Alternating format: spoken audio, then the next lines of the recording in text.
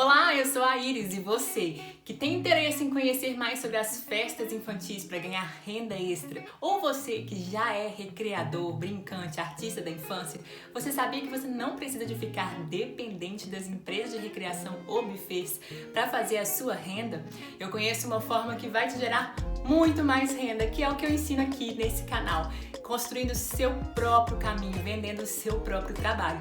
E agora eu gostaria de falar como começar a criar as atividades que você vai propor no seu trabalho de brincante. Então, se você tem interesse, já deixa o seu like, já compartilha, já se inscreve no canal, porque toda segunda tem vídeo dessa série de como começar como brincante. Vamos lá? Websérie Brincando em 20. Toda semana um vídeo para você aprender a se tornar um brincante. Nós vamos falar sobre quais atividades você deve escolher para começar como um brincante. A primeira coisa que você deve saber é como não escolher as atividades que você vai oferecer. Você não deve escolher porque você acha que elas são boas ou são atividades lucrativas. Você deve escolher através daquelas atividades que te gerem interesse, te gerem prazer, aquelas atividades que você vai desenvolver as suas habilidades com maior facilidade.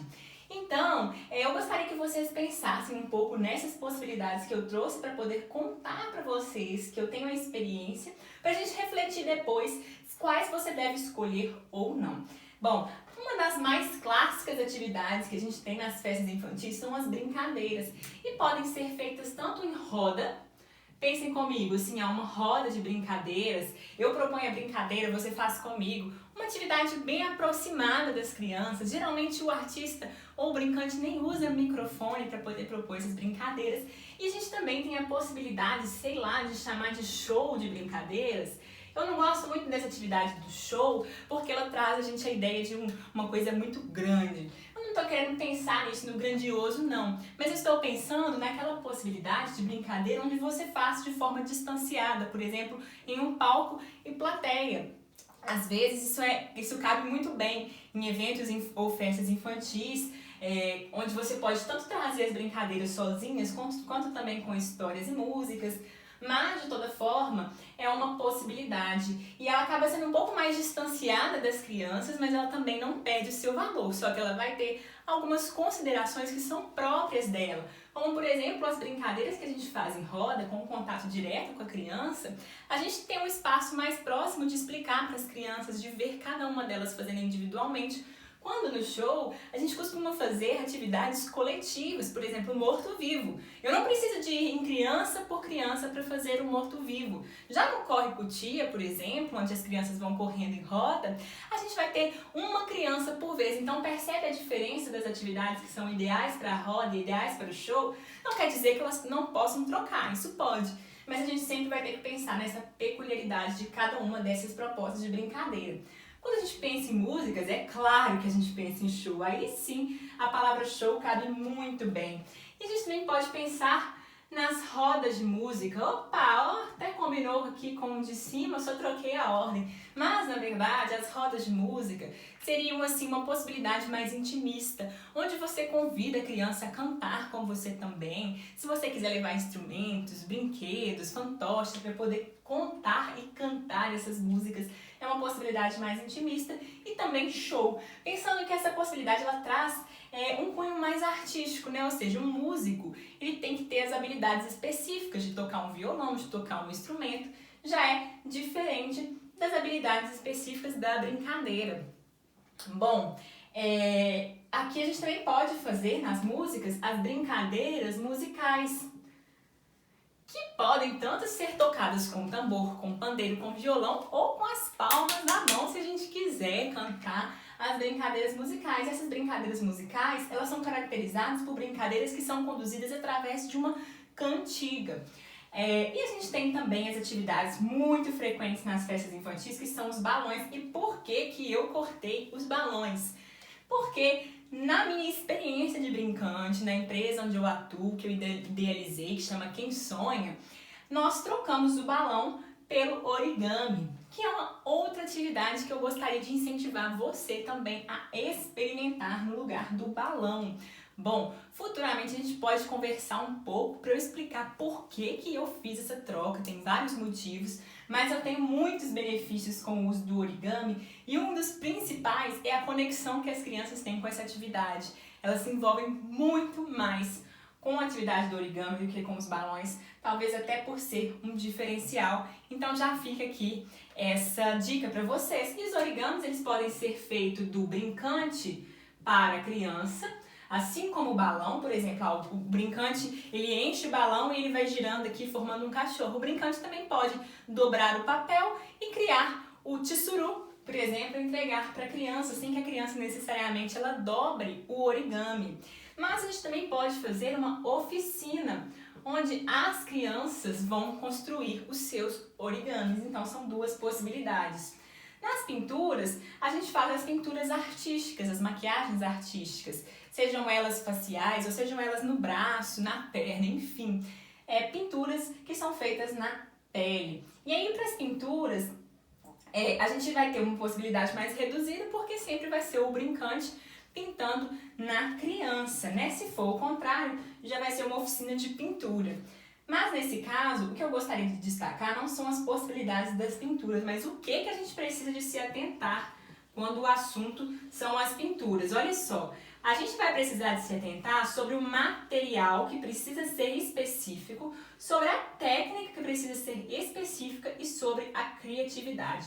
Esses são os 3 pilares da pintura facial infantil, porque você pode fazer maquiagem artística usando o material específico, a técnica específica, mas não vai usar a criatividade relacionada com a conversa, o diálogo com a criança.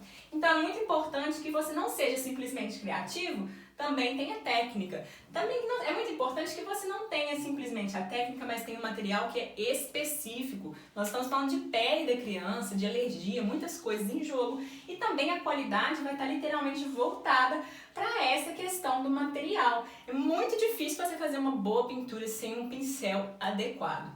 Bom, agora trazendo aqui essa chamada de atenção, que eu não vou deixar aqui destacado porque nós estamos falando mais das possibilidades de atividade, depois futuramente eu posso adentrar aqui sobre essas questões das pinturas, eu vou falar sobre as oficinas. E aí, as possibilidades de oficina, se vocês quiserem que eu fale, a gente pode ter um vídeo que vai durar até o fim da minha vida.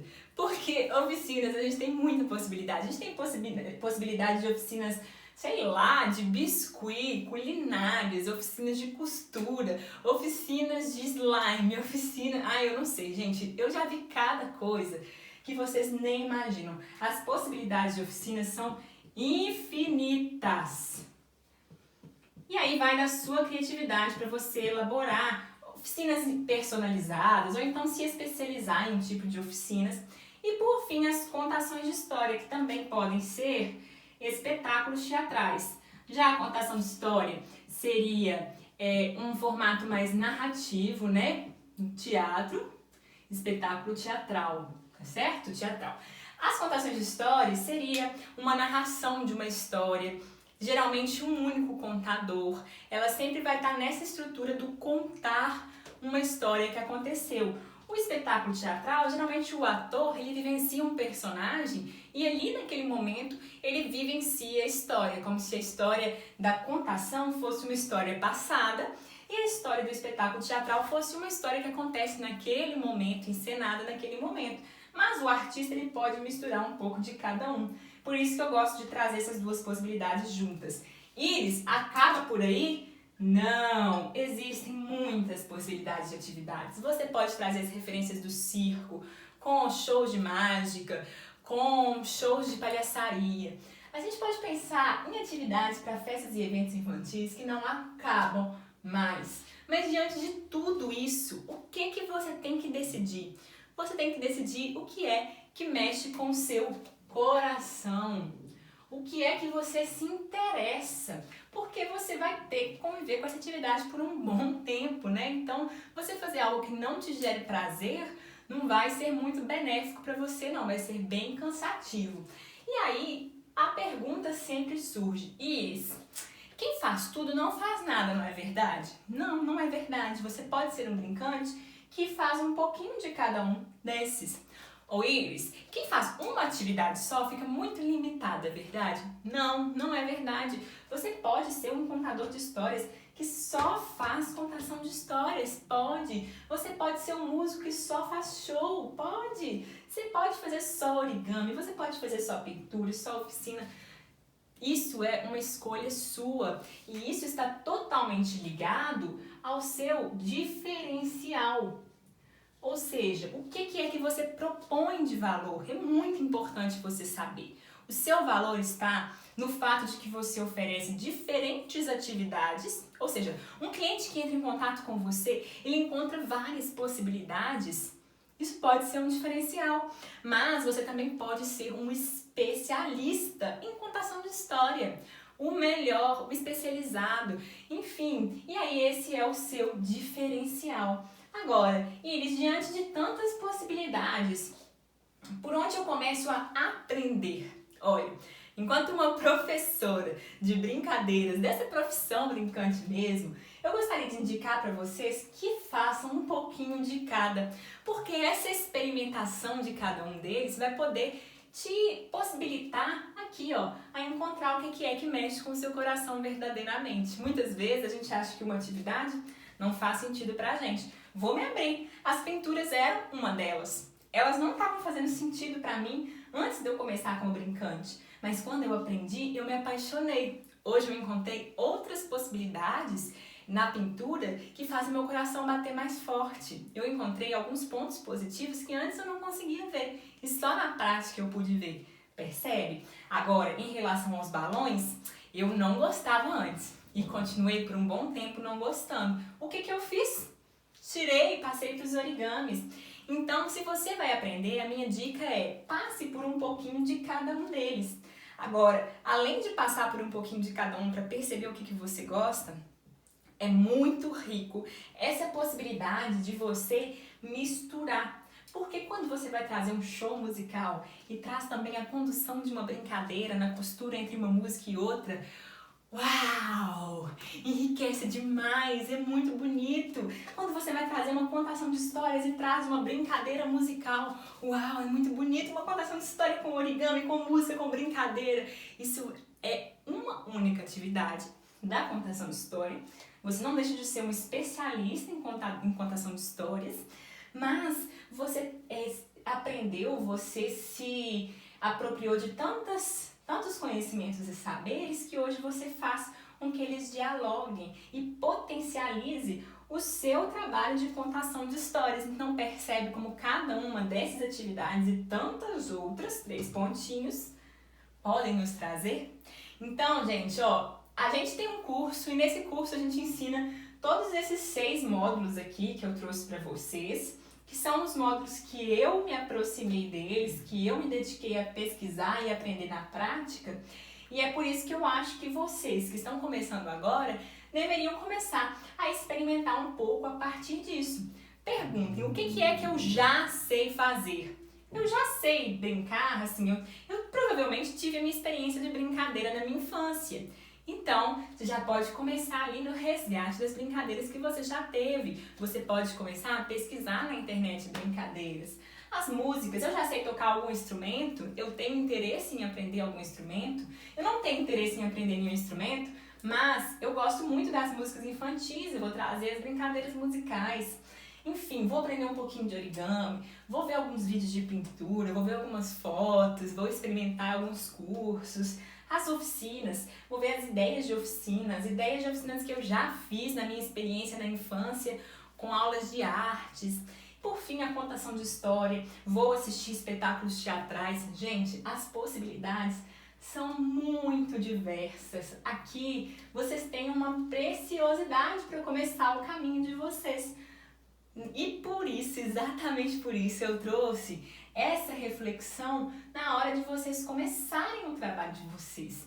Então, se hoje, no dia de hoje que você está assistindo esse vídeo, você está começando, é muito importante que você comece por essa reflexão. Mas se você já começou, é muito importante que você retome essa reflexão. Talvez você nunca nem parou para pensar nas outras possibilidades que você poderia oferecer ou poderia aprender para desenvolver novas habilidades no seu trabalho, certo? Então, eu espero de verdade que vocês tenham gostado de cada uma dessas brincadeiras. Espero que vocês sempre tenham em mente que não existe verdade absoluta. O brincante que só brinca, ele reduz as suas possibilidades.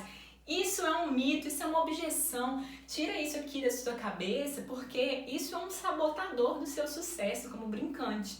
Percebe? Então, você tire todas essas ideias. Também a ideia de quem faz tudo não faz nada, porque isso não é verdade. Eu cresci o meu trabalho a partir das inúmeras possibilidades, eu usei isso enquanto um diferencial, mas eu tinha ciência. Porque se você faz algo sem a consciência, você não comunica isso para o seu cliente enquanto um diferencial. Então, algo que pode ser muito rico está deixando de ser rico porque você não tem a ciência de que esse é o seu valor. Então, pense um pouco em cada uma delas, vejam se vocês conhecem outras, inclusive comentem aqui outras possibilidades que eu não tenha falado nesse vídeo. Espero que vocês tenham gostado. Novamente, deixe o seu like, porque é a forma que eu tenho de alcançar novos brincantes que não fazem nem ideia do que eu estou falando aqui. Estou falando de uma área que poucas pessoas trazem esse conhecimento para a internet, que poucas formações trazem a possibilidade de ensinar um jovem ou algum brincante que já está há mais tempo na caminhada, de que ele pode construir o próprio caminho empreendendo. Então, deixe seu like e me ajude a fazer com que o Profissão Brincante chegue em mais pessoas. Eu sou a Iris e nós nos vemos na próxima segunda com o segundo episódio dessa série de como começar como um brincante. Um beijo!